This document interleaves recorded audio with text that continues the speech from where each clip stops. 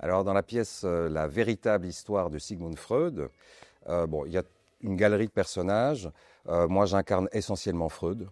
Et puis, une petite dame que j'aime beaucoup, qui s'appelle Madame Mélanie Klein, entre autres. Et moi, j'incarne tout le reste. Hein. Donc, je n'incarne pas Freud, mais j'incarne Marie Bonaparte, j'incarne Lou Andreas Salomé, j'incarne Ferenczi, qui était élève préféré de Freud. J'incarne Anna Freud, la fille de Freud.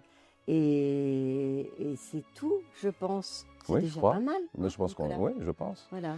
Le fameux Ferenczi, qui était l'élève préféré de Freud, le plus doué, celui qui a collaboré le plus longtemps possible avec Freud, mais qui faisait peur à Freud aussi. Parce qu'il était, sur certaines questions, déjà plus en avance.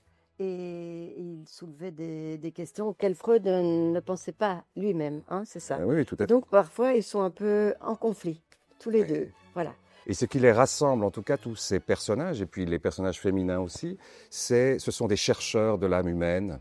Au début du XXe siècle, on commence à parler de l'inconscient, c'est quand même les premiers qui s'attaquent à ce fameux inconscient, dans une époque qui est encore très conservatrice, une époque même avec des comportements relativement hypocrites dans la société viennoise de l'époque. Je reviens sur les femmes, parce qu'elles sont très très importantes dans le spectacle. On voit à quel point les femmes ont aidé aussi à l'évolution de la psychanalyse et à l'ouverture d'esprit, que ce soit par rapport à leur place dans la société, par rapport à leur liberté sexuelle. Donc c'est un texte qui montre aussi cette naissance, ce point charnière où les femmes ont commencé à oser un peu s'exprimer sur des questions qui restaient encore très...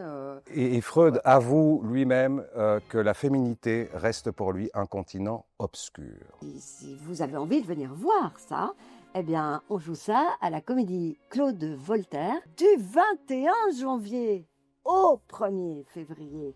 Et la pièce s'appelle La véritable histoire de Sigmund Freud.